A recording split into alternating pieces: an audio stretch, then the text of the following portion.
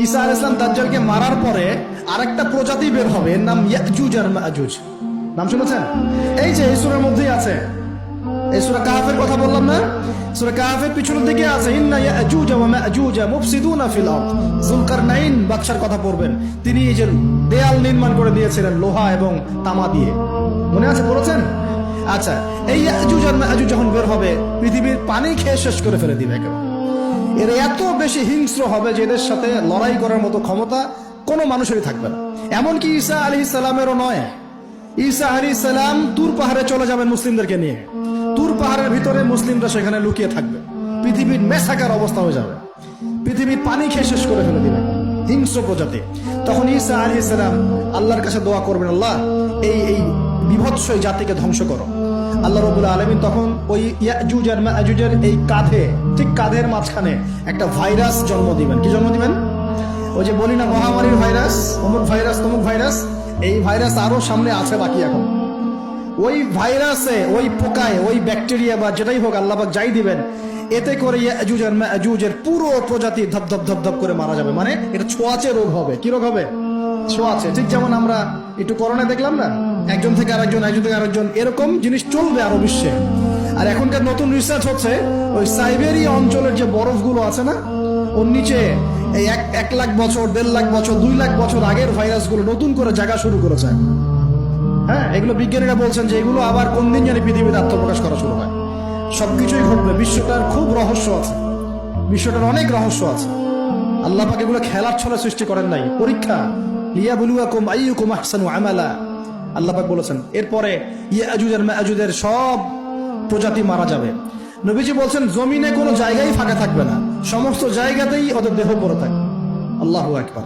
এরপর ঈসা আলাইহিস সালাম আল্লাহকে বলবেন, আল্লাহ জমিনটাকে পবিত্র করে দাও। আল্লাহ পাক কি করবেন জানেন? বড় বড় নখরওয়ালা, বড় বড় নখ আছে, নখ দেখেছেন? বড় বড় নখ, বড় বড় নখওয়ালা একটা স্পেশাল প্রজাতির পাখি আল্লাহ পাঠাবেন। কি পাঠাবেন? পাখি। এটা কোন পাখি, কি নাম আমরা জানি না।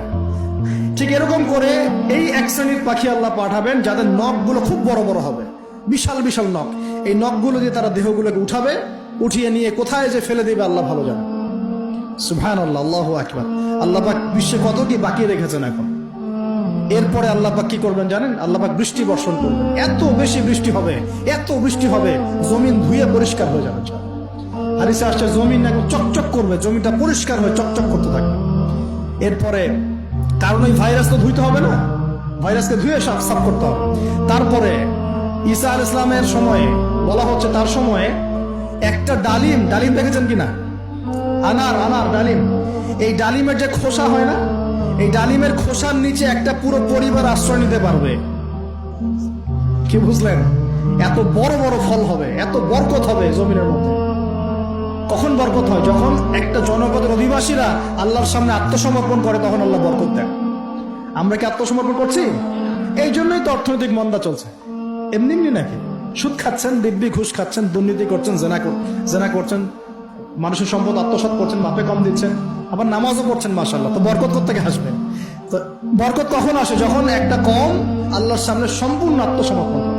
একটা ডালিম হবে, এটা রূপকথা নয়, এগুলা গাল গল্প বলছি না। এই প্রতিটা কথা আল্লাহ পাকের ওহী থেকে আসছে, এর একটা কথাও মিথ্যা হবে না ইনশাআল্লাহ তাআলা। বিশ্ববাসীরা দেখবে একটা ডালিমের নিচে একটা পরিবার আশ্রয় নিতে পারবে। এত স্পেসিফিকলি বলা হয়েছে হাদিসগুলোতে। নবী সাল্লাল্লাহু আলাইহি ওয়াসাল্লাম বলেছেন যে 10 জন ঘোড়সওয়ার, কয়জন ঘোড়সওয়ার? 10 জন ঘোড়সওয়ার বের হবে ইমাম মাহদীর সময়, যারা খোঁজ নিতে যাবে যে দেখি দাজ্জাল বের হয়েছে কিনা। ঘোড়ায় করে খোঁজ নিতে যাবে, দেখি দাজ্জাল বের হয়েছে কিনা। ওই 10, নবীজি বলছেন আমি ওই 10 জনের নামও জানি, ওদের বাবার নামও জানি। সুবহানাল্লাহ। এত স্পেসিফিক জ্ঞান দেওয়া হয়েছে আল্লাহর পক্ষ থেকে নবী সাল্লাল্লাহু আলাইহি ওয়াসাল্লামকে। তার হাদিস থেকে বলছি যে ডালিমের নিচে পরিবার আশ্রয় নিতে পারে। তো অনেকে হয়তো হাসবে, কি বলে একটু উল্টা পাল্টা কথা, তাই না? নাস্তিকরা মনে করতে পারে যে হাসবে, আরে হাহারি এক দিয়ে রেখে দেবে। এখন মানুষ ফেসবুকের মতো চিন্তা করে, ফেসবুকের মতো হাসে, ফেসবুকের মতো কাঁদে। মানুষ এখন রোবটিক হয়ে গেছে। ঠিক আছে? আচ্ছা, তো এরপর কি? এরপরে বরকতের এই সময়টা শেষ হয়ে যাবে কখন? যখন মানুষ আবার সেই জিনা, পাপ, শিরিক, কুফর এগুলোতে লিপ্ত হবে। আল্লাহ রাসূল বলছেন এমন একটা মানুষও বাকি থাকবে না, একটা মানুষও না যে খালি লা ইলাহা ইল্লাল্লাহ কালিমাটা পড়তে জানে, এমন একটা মানুষও বাকি থাকবে না। বলেন নাউজুবিল্লাহ। ওরা হবে এই পৃথিবীর সবচেয়ে নিকৃষ্ট মানুষ, ওদের চেয়ে নিকৃষ্ট কোনো মানুষ এই পৃথিবীতে হবে না। এখনো কি এরকম সময় আসছে? আসে নাই। এখন কি লা ইলাহা ইল্লাল্লাহ আছে না? আছে, হ্যাঁ, হয়তো তার পূর্ণাঙ্গ প্রয়োগটা নাই, কিন্তু কালিমা তো আছে কিনা? তখন নবীজি বলছেন এমন একটা যুগ আসবে যে লা ইলাহা ইল্লাল্লাহ বলার মতো একটা মানুষ খুঁজে পাওয়া যাবে না, আর মানুষ রাস্তাঘাটে কুকুরের মতো জেনা করবে। রাস্তাঘাটে কুকুর যেমন সঙ্গম করে না রাস্তাঘাটে, ওই রকম করে মানুষ রাস্তাঘাটে জেনা করবে। ওই সময়ে আল্লাহ রাব্বুল আলামিন পশ্চিম দিক থেকে সূর্য উঠাবে। কোন দিক থেকে? সূর্য সত্যি সত্যি পশ্চিম দিকে উঠবে। পৃথিবী একদিকে ঘুরছে না এখন, কে জানে আল্লাহ পাক পৃথিবীর ঘূর্ণন থামিয়ে উল্টা দিকে ঘোরাতে পারেন না? অবশ্যই পারেন। আল্লাহ পাকের জন্য এটা খালি বলা, কুন ফায়াকুন, হও হয়ে যাও, ব্যাস ব্যাস। আমি কয়েকদিন আগে রিপোর্ট দেখেছি, পৃথিবীর নিচে কিন্তু আগুনের স্তর আছে, জানেন তো? পৃথিবীর নিচে আগ্নেয়গিরিগুলো আছে। পৃথিবীর ভিতরে একটা ঘূর্ণন হয়, সেই ঘূর্ণনের দিক পরিবর্তন হচ্ছে দিন দিন, এমনটা রিপোর্ট এসেছে। দেখেন, আপনি ইন্টারনেট ঘাটাঘাটি করেন, দেখেন। আর অনেকে রিপোর্ট করছে যে পৃথিবী আগে যে গতিতে ঘুরতো, এখন পৃথিবীর ঘূর্ণন গতি একটু বেড়ে গেছে। দেখেন রিপোর্ট, দেখেন। ঘূর্ণন গতি বেড়ে যাওয়ার মানে হচ্ছে টাইম দ্রুত পাস করবে। আর শেষ জামানার হাদিস এটাও আছে যে সময় দ্রুত পাস করবে, আছে না? এটা হাদিস আসছে। তো প্রিয় ভাইরা, এই সময়ে মানুষ খারাপ হওয়া শুরু করার পরে এমন খারাপ হবে, আল্লাহর নাম নেওয়ার মতো কোনো মানুষ থাকবে না, আল্লাহ আল্লাহ বলার মতো কোনো মানুষ থাকবে না। তখন পশ্চিম দিক থেকে সূর্য উঠবে। কিভাবে কিয়ামত হবে? নবীজি বলছেন, একজন ব্যক্তি পানি খাওয়ার জন্য পাত্রটাকে মুখের সামনে নিবে, পানি গিলতে পারবে না, কিয়ামত হয়ে যাবে।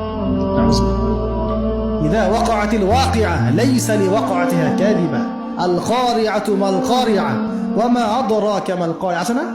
আম্মা ইয়াতাসাআলুন আনিন নাবাইল আযীম।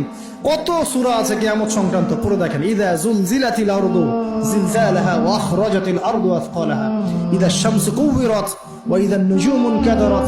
এই সূরাগুলো পড়ে দেখেন। আম্মা পারার শেষ পারাটা, যেটা 30তম পারা, এর সূরাগুলো পড়ে দেখেন। কিয়ামত চোখে দেখতে পারবেন ইনশাআল্লাহ। সিংহায় ফুঁক দেওয়া হবে। আল্লাহ পাকের ফেরেশতার এত ক্ষমতা আল্লাহ দিয়েছেন, একটা ফুয়ে পুরো মহাবিশ্ব ধ্বংস হয়ে যাবে ইনশাআল্লাহ। চারটাখানি কথা নাকি? দ্বিতীয় ফুৎকারে আবার সবাইকে জীবিত করা হবে। এবং এই যে দুনিয়ার জীবনটা আমরা কাটাচ্ছি, এই 30, 40, 50, 60, 100 বছরের জীবন, এই জীবনের এক একটা হিসেব আল্লাহর সামনে দাঁড়িয়ে সেদিন দেওয়া লাগবে।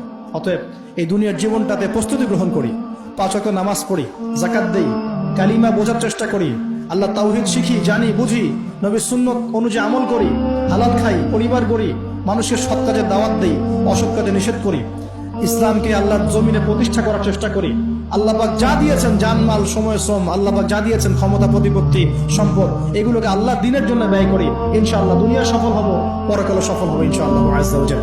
আল্লাহ পাক আমাদের সবাইকে সমকালীন ফিতনাগুলো সম্পর্কে সচেতন থাকার তৌফিক দান করুন, এবং এই রমজান, আসন্ন রমজানে পরিপূর্ণরূপে ইবাদত করার তৌফিক দান করুন, এবং এই ইবাদত এবং শিক্ষাগুলোকে সারা বছর ধরে রাখার তৌফিক দান করুন, এবং জামানা সম্পর্কে সচেতন থেকে আগামী দিনে যা হবে সেভাবে পদক্ষেপ নেওয়ার তৌফিক আল্লাহ পাক দান করুন। আমিন।